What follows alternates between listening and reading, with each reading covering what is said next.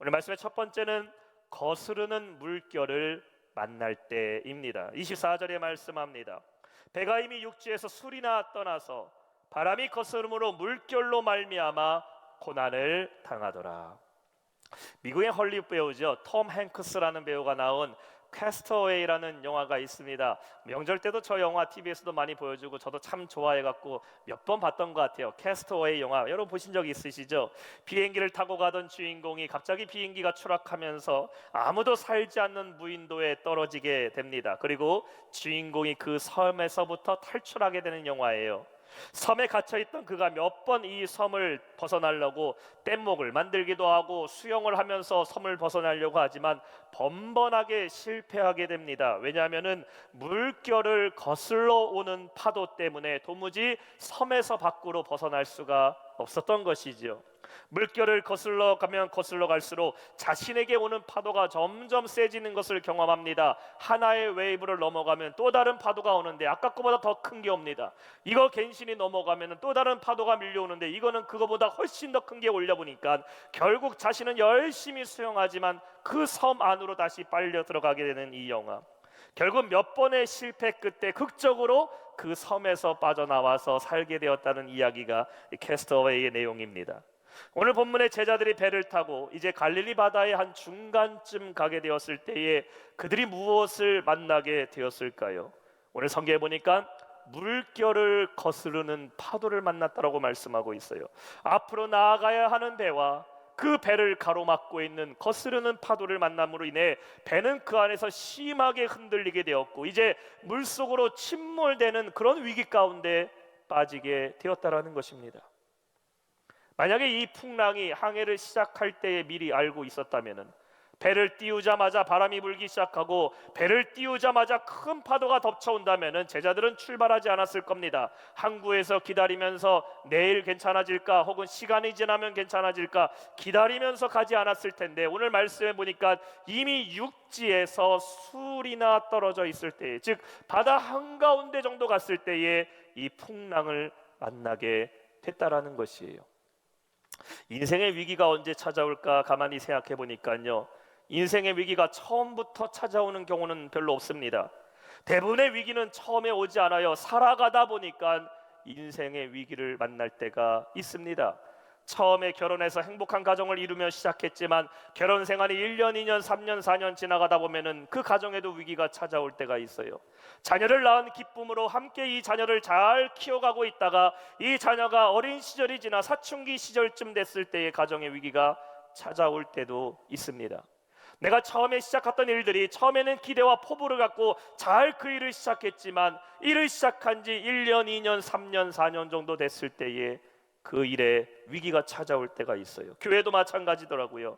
처음에 내가 신앙생활하고 예수님 믿었을 때는 다 좋습니다. 교회 와서 예배 드리는 것도 좋고 사람들 만나는 것도 좋고 교회에서 주는 밥도 참 맛있어요. 그런데 아무것도 모르고 신앙생활하다가 교회 왔더니 침례도 받게 되고 구역에 목장에도 배치되게 되고 사역도 하기 시작하고 또 시간 지나니까 교회에서 집사, 권사 이런 직분들도 받게 되었을 때에 자 이제 내 삶에도 신앙에도 순탄한 바람만 불어서 이제 앞으로는 계속 나아가는 일만 남았다고 생각하는 바로 그때에 우리는 거스르는 물결을 만날 때가 있다라는 겁니다. 제자들도 오늘 평탄하게 바닷길을 가다가 중간에 그 풍랑으로 인하여 자신들의 길을 가로막는 거스르는 바람을 만나게 돼요. 영어 성경에 보니까 The wind was against them이라고 말합니다. 바람이 그들을 방해하였다. 거스른다라는 말의 원어는 에난티오스라는 헬라어로 기록해요. 반대하다, 적대시하다, 방해하다. 예수님께서 복음을 전하실 때에도 항상 예수님 곁에서 주님 앞에 반대를 했던 사람들이 있습니다. 적대시하던 사람들이 있어요. 주님이 복음을 전할 때 그 복음을 회방시키고 사람들을 회방시켰던 사람들, 주님 앞에서 시험케 만들었던 어게인스트 했던 사람들이 있습니다. 사도들이 복음을 전할 때에도 그 복음에 반대하는 사람들이 있어요. 모두가 다 성령 충만으로 말미암아 은혜의 물결을 함께 타지 못하고 그 은혜에 대적하면서 복음을 방해했던 사람들이 있습니다. 우리의 신앙생활에도 이러한 거스르는 물결을 만날 때가 있다라는 것이에요. 내가 바라는 것은 언제나 내 삶의 순풍만 불어와서 나는 앞으로만 전진하는 삶, 나는 앞으로만 나아가는 삶을 바라고 싶은 것이야 다 똑같지만, 반대로 우리의 삶에 역풍이 불어올 때에, 경제적인 역풍이 불어올 때도 있고, 건강하게 살다가 건강의 역풍을 맞을 때도 있어요. 때로는 내 믿음에 시험을 당할 때도 있어요. 그때 우리는 어떻게 해야 됩니까? 가만히 있다고 해서 역풍이 사라질까요? 두려워하고만 있으면 결국 배는 좌초되는 것이에요. 거스르는 물결을 만나게 될 때에 우리는 낙심하고 절망하는 것이 아니라 주님을 의지하며 그 파도를 넘어가야 될 줄로 믿습니다. 오늘 제자들이 이 밤에 배를 타고 바다를 건너가는 이유는 무엇이었을까요? 예수님께서 제자들에게 명령하신 겁니다. 오늘 성경의 22절 처음에 보면 말하고 있죠. 예수께서 즉시 제자들을 재촉하사 자기가 무리를 보내는 동안에 배를 타고 앞서 건너편으로 가게 하시고, 우리가 지난 시간에는 오병이어의 기적에 대해서 나눴어요. 이제 오병이어의 기적을 행하신 예수님께서 제자들에게 명령하신 겁니다. 얘들아, 나는 여기서 사람들에게 마저 가르치고 다 돌려보낼 테니까 너희는 얼른 지금 배를 타고 강 건너편으로 건너가라고 예수님이 명령하신 거예요. 자, 제자들에게 즉시 가라고 재촉하셨습니다. 그리고 제자들은 주님의 말씀에 순종해서 배를 타고 가다가 풍랑을 만났다라는 것이에요. 여러분, 예수님이 풍랑이 온다라는 것을 설마 모르시고 보냈을까요? 아닙니다. 주님은 다 알고 계셔요. 그럼에도 불구하고 오늘 이 기적의 사건을 통해 무엇을 보여주십니까? 우리가 아무리 내가 살아가는 가운데 주의 말씀에 순종하고 나의 믿음을 지키는 삶 가운데 거스르는 물결을 만난다 할지라도, 내 삶에 나를 도와주는 순풍은 아니라 인생의 역풍을 맞는다 할지라도, 여러분, 주님이 나와 함께 하시면 이 풍랑을 이기고 우리는 더 빨리 나아갈 수 있음을 믿으시기 바랍니다. 세상에서는 말하고 있어요. 사람들도 물결 타고 가야 된다고, 세상의 분위기 타서 가라고, 세상의 물결을 타고 가는 것이 성공하는 거라고, 세상의 문화도 흘러가는 것이고 유행도 흘러가는 것이니까 그 물결 들어왔을 때 그것 타고 나가야 성공한다고 말하지만, 우리 믿음의 사람들은 세상 타고 가는 게 빠른 길이 아닙니다. 우리는 세상을 거슬러 간다 할지라도, 세상이 목적하는 것을 우리는 거슬러 간다 할지라도 주님과 함께 갈 때 가장 빨리 가는 것임을 믿으시기 바랍니다. 오늘 제자들이 거스르는 그 풍랑을 만난 그때에 이제 누가 찾아오시게 됩니까? 25절에 보면 말씀하고 있어요. 밤 사경에 예수께서 바다 위로 걸어와서 제자들에게 오시니. 한번 생각해 봅시다. 바닷길을 가는데 여러분, 걸어가는 게 빠를까요? 배 타고 가는 게 빠를까요? 물론 사람이 바다 위를 걸어갈 수는 없습니다. 그런데 걷는다 하더라도 배 타고 가는 게 훨씬 빠르지 물 위를 걸어가는 것은 빠르지는 못합니다. 그런데 풍랑을 만난 제자들 향하여 이미 예수님은 걸어오셨어요. 무엇을 의미할까요? 물길이 가는 길을 막고 있다면 예수님은 그 물결 파도 위를 걸어서 오시는 분이시라는 겁니다. 내 인생에 거스르는 물결들이 있을 수 있어요. 인생에 역풍 맞을 때가 있어요. 그러나 낙심하지 마세요. 우리는 그 물결 위로 걸어가시는 그 주님을 의지하며 주님께서 우리를 인도하심을 바라보는 성도 되시기를 주님의 이름으로 축원합니다. 그 찬송가 373장 고요한 바다로라는 찬양을 보게 되면 2절의 가사가 이래요. 2절 가사 한번 볼까요? 큰 물결 일어나 나 쉬지 못하나 이 풍랑 인연하여서 더 빨리 갑니다. 우리 한번 이 찬양 한번 해봅시다. 고요한 바다로, 고요한 바다로 저쪽 향할 때 주 내게 순풍 주시니 참 감사합니. 2절 찬양합시다. 큰 물결, 큰 물결이 일어나 난 쉬지 못하나 이 풍랑 인연하여서 더 빨리 가. 한 번 더 고백할까요? 2절 큰 물결이 일어나 큰 물결이 일어나 나 쉬지 못하나 이 풍랑으로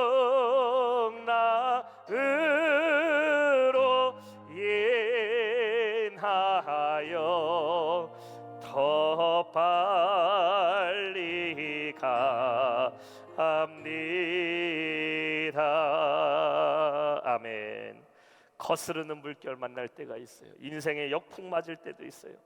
그 문제로 인해 세상에서 고통당한다 할지라도 여러분 물결 위로 걸어가시는 그 주님 의지하며 승리하는 성도 되시기를 주님의 이름으로 축원합니다. 두 번째는 두려움 속에 있을 때입니다. 26절 말씀이에요. 제자들이 그가 바다 위로 걸어오심을 보고 놀라 유령이라 하며 무서워하며 소리 지르거늘. 자, 지금 이 사건이 일어난 시간이 언제입니까? 성경에 보니까 사경회라고 이야기하고 있어요. 예수님 당시에 로마 사람들은 저녁 시간을 3시간씩 묶어서 4개로 나누었습니다. 1경, 2경, 3경, 4경으로 나눴어요.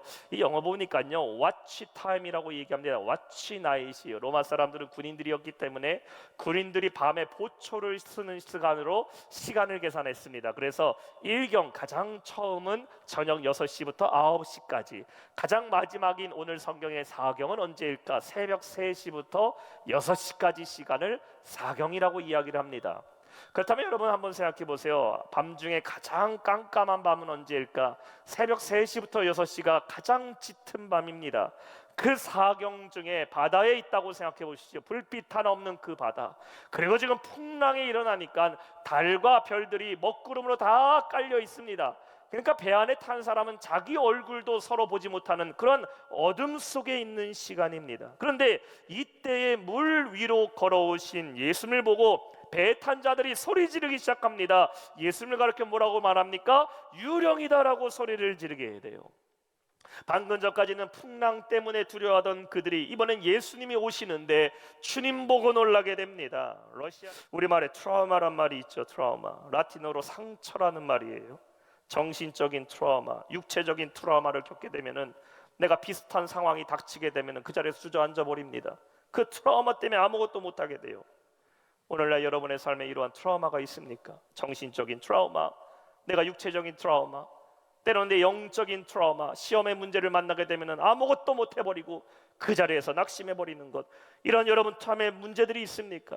이것이 내가 주님께 나아가는데 자꾸 나를 발목을 잡아요. 하나님의 일을 하는데 나를 못 나가게 만듭니다. 기도하고 예배해야 되는데 나의 예배 생활을 묶어버려요. 그렇다면 여러분 그 두려움, 예수님의 음성을 듣고 물리치고 일어나시길 축원합니다. 예수님을 보고 유령이라 말하는 두려워하는 그 제자들에게 오늘 주님께서 27절에 말씀하고 계셔요. 우리 한번 한 목소리 읽어볼까요? 27절 말씀 시작. 예수께서 즉시 이르시되 안심하라, 나니 두려워하지 말라. 아멘. 예수님 말씀하셔요. 안심하라, 두려워하지 말라. 우리 한번 주먹을 불끈 쥐고 따라해 봅시다. 안심하라, 두려워하지 말라. 아멘. 우리 예수님 말씀하셨어요. 여러분, 우리의 삶에 두려움을 물리치는 해답이 여기 있습니다. 어떻게 우리의 인생의 두려움을 물리칠 수 있을까? 내 마음과 삶을 묶고 있는 그 트라우마를 어떻게 벗어날 수 있을까? 안심하라, 두려워하지 말라. 오직 예수님만이 우리의 모든 두려움을 물리치시는 분이심을 믿으시기 바랍니다. 예수님 말씀하고 계셔요. 나니 두려워하지 말라. It is I. 헬라어로는 에고 에이미라는 말이죠. 에고라는 말은 예수님 자신을 말하는 거죠. 에이미라는 것은 존재한다, 내가 여기 있다라는 것이에요. 내가 너희와 함께한다. 주님이 나와 함께 하신다는 것을 내가 믿는다면 우리는 어떤 두려움에서도 벗어나고 승리하게 될 줄로 믿습니다. 풍랑 가운데 두려워하는 제자들에게 예수님이 찾아오셨어요.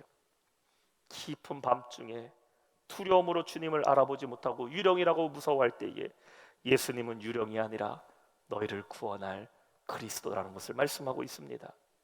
가끔 저희 성민이가 저희 문제가 있으면 저한테 전화할 때가 있어요. 카톡으로 연락할 때도 있고 뭐 문자를 보낼 때도 있는데 아빠 이거 해주세요. 이거 문제가 생겼어요. 저한테 전화하면요 제가 얘기합니다. 아빠야 나야 걱정하지 마. 아빠가 해결해 줄게. 이거 모두 한마디 아빠라는 말에 해결됩니다. 두려움과 고난 중에 예수님 어디 계시는가? 여러분 걱정하지 마세요. 주님 여러분과 함께 하심을 믿으시기 바랍니다. 기도하면 주님 말씀하실 거예요. 에고에이미, 내가 여기 있다. 내가 너와 함께 하리라. 우리 예수님 언제나 여러분과 함께 하시는 주님이심을 믿으시기 바랍니다. 주님은 스스로 존재하시고 풍랑에 있던 어디에 있던지 간에 우리와 함께 하신 예수님, 문제 위에 걸어오셔서 우리를 붙잡아 주시는 그 주님 의지하며 승리하는 성도 되시길 주님의 이름으로 축원합니다. 마지막 세 번째, 믿음이 연약할 때입니다. 믿음이 연약할 때 31절 말씀입니다.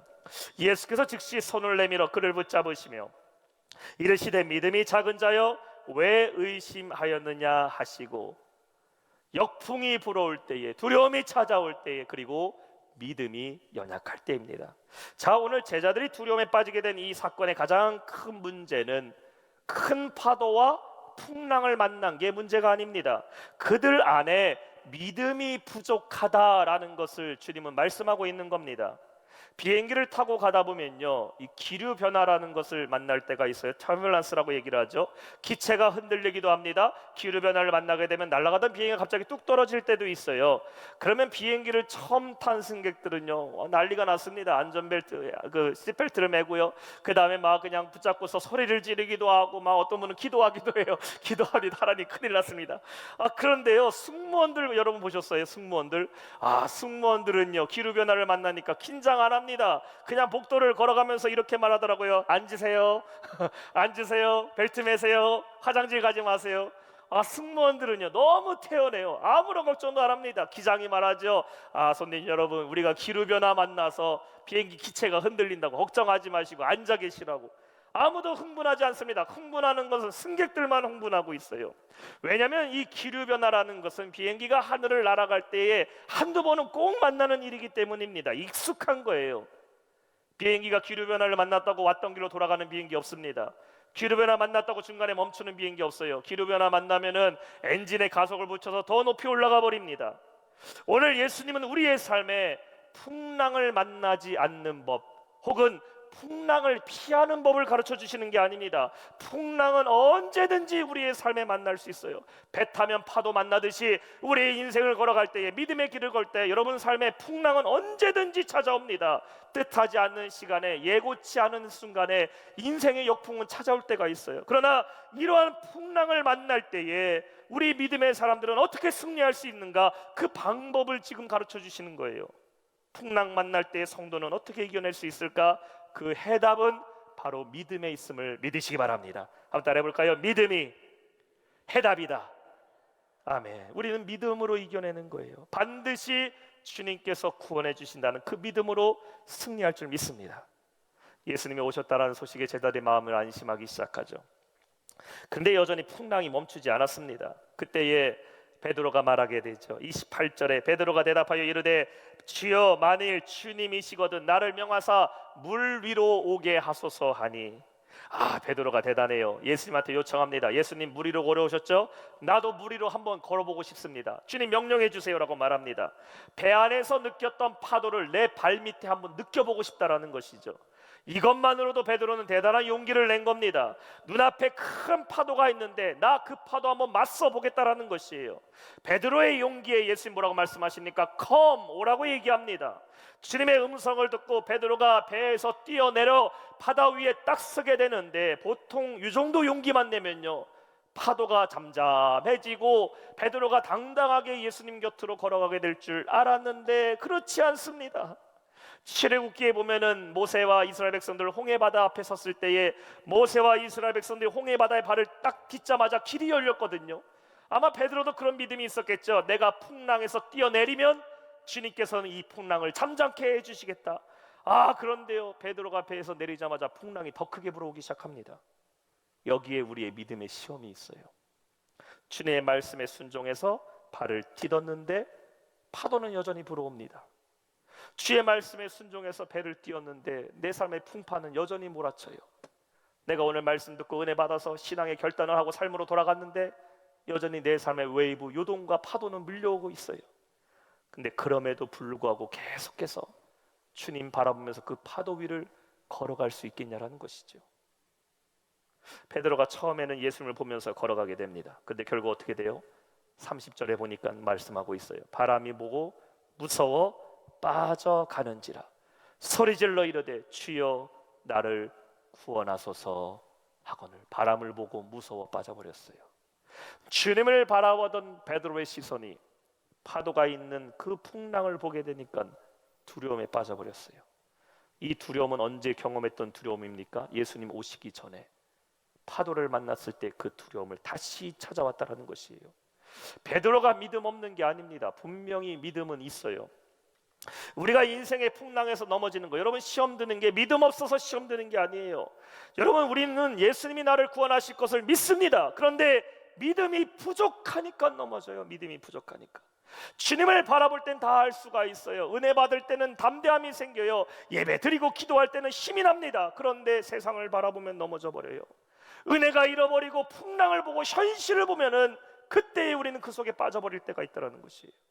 사랑하는 성도 여러분, 환경에 흔들리는 연약한 믿음이 아니라 어떤 풍랑을 만나도 흔들리지 않는 강한 믿음을 소유한 성도 되시길 축원합니다. 진짜 믿음 있는 성도는 태풍이 불던 바람이 불던지 간에 주님만 바라보고 가는 거예요. 진짜 믿음 있는 사람은 옆에서 진짜 유령 나타나고 귀신 들린 사람이 있다 할지라도 주님 바라보며 두려워하지 않는 겁니다.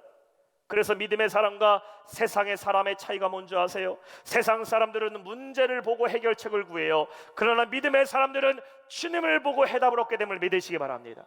믿음 없는 사람들은 문제만 보면서 얘기합니다. 이게 문제고 저게 문제고 저것 때문에 안 되고 이것 때문에 안 되고 온통 문제 때문에 안 된다고 말하지만 믿음의 사람은 문제를 보는 것이 아니라 누굴 본다? 주님을 바라볼 때에 해결책을 얻게 됨을 믿으시기 바랍니다. 베드로의 시선이 주님을 향하게 될 때에 그도 예수님과 같이 물 위를 걸어갔어요. 그러나 그의 시선이 파도를 보게 되니까 그는 풍랑 속에 빠져버리게 된 겁니다. 이러한 베드로의 모습을 보시고 예수님은 31절에 말씀하고 계셔요. 예수께서 즉시 손을 내밀어 그를 붙잡으시며 이르시되 믿음이 작은 자여 왜 의심하였느냐 하시고, 베드로가 풍랑에 빠진 이유를 알겠죠. 풍랑이 세서 빠진 게 아닙니다. 바다가 깊어 빠진 게 아니에요. 믿음이 작은 자여 왜 의심하였느냐. 믿음이 연약하면 뭐가 찾아와요? 의심이 찾아온다라는 것이에요. 의심이라는 말의 의미가 이래요. 의심하다, 주저하다, 마음이 흔들리다. 마음이 흔들리다. 야고보서 1장 6절에는 말씀하고 있어요. 우리 한번 한 목소리 볼까요? 시작. 오직 믿음으로 구하고 조금도 의심하지 말라. 의심하는 자는 마치 바람에 밀려 요동하는 바다 물결 같으니. 의심은 우리를 흔들어 버려요. 그러나 믿음은 굳건하게 서 있는 겁니다. 흔들리는 풍랑 속에서 의심까지 하게 되면 완전히 빠져버리는 거예요. 그러나 흔들리는 풍랑 속에서도 우리 주님 바라보며 믿음 지키고 있으면 주님과 함께 그 물 위를 걸어가게 될 줄로 믿습니다. 믿음이 약할 때 여러분 누구를 붙잡아야 될까요? 강한 팔로 붙잡아 주시는 우리 예수님을 의지하시기를 축원합니다. 능력의 주님만 바라보며 주님을 신뢰하는 마음으로 나아갈 때에 주님께서 반드시 우리를 구원해 주시고 주님과 함께 풍랑 위를 걸어가는 그 승리의 삶으로 이끌어 가실 줄로 믿습니다. 오늘 말씀을 맺겠습니다. 인생의 풍랑을 만날 때 여러분 누구 의지하시겠습니까? 이제 우리는 예수님만 의지해야 돼요. 한번 따라합시다. 예수님만 의지하자. 한 번 더 고백할까요? 예수님만 바라보자. 예수님만 의지하고 예수님만 바라보는 겁니다. 우리의 삶의 두려움과 고난은 얼마나 큰 풍랑을 만났는가가 아니에요. 때로는 인생을 거스르는 바람 만날 때가 있어요. 순탄하다가도 내 삶을 거스르고 행복한 인생에도 풍랑이 찾아오고 잘 가는 그 길에도 나를 거스리고 넘어뜨리게 하는 역풍 만날 때가 있어요. 그러나 어떤 풍랑을 만난다 할지라도 우리 예수님 바라보면 주님이 붙잡아 주시고 물 위를 걷게 하신 그 예수님 우리를 걸어가게 하실 줄로 믿습니다. 주님을 바라본다라는 것은 무엇을 의미합니까? 주의 말씀을 의지한다라는 거예요. 간절히 주님께 기도하는 겁니다. 은혜의 자리를 지키는 거예요. 물속에 빠진 베드로가 외칩니다. 주여 나를 구원하여 주옵소서. 왜냐하면 위기 속의 베드로는 주님만 나를 구원하실 수 있다는 것을 깨달았기 때문입니다. 오늘 32절에는 이렇게 마무리가 짓고 있어요. 배에 함께 오름에 바람이 그치는지라. 주님과 함께 인생의 배에 올라가면은, 풍파 같은 내 가정도 주님과 함께 올라간다면은, 연약한 내 육신의 문제도 주님이 함께 올라타신다면은 바람은 그치고 평안과 기쁨이 찾아오게 될 줄로 믿습니다. 사랑하는 성도 여러분, 어떠한 풍랑과 두려움의 문제가 있습니까? 트라우마가 있으세요? 주님 바라보세요. 요즘에 믿음이 연약해져서 자꾸 빠져가는 것 같습니까? 믿음의 주여 온전케 하시는 예수를 바라보시기 바랍니다. 그럼 주님은 이미 물 위로 걸어서 여러분과 함께 하실 줄로 믿습니다. 예수님만 바라보면 풍랑이 두려운 게 아니에요. 풍랑이 무서운 게 아니라 그 위를 걸어가면 되는 겁니다. 주님과 함께 풍랑이 있는 바다 위를 걸어가는 믿음의 승리자, 우리 모든 성도 되시기를 주님의 이름으로 축원합니다.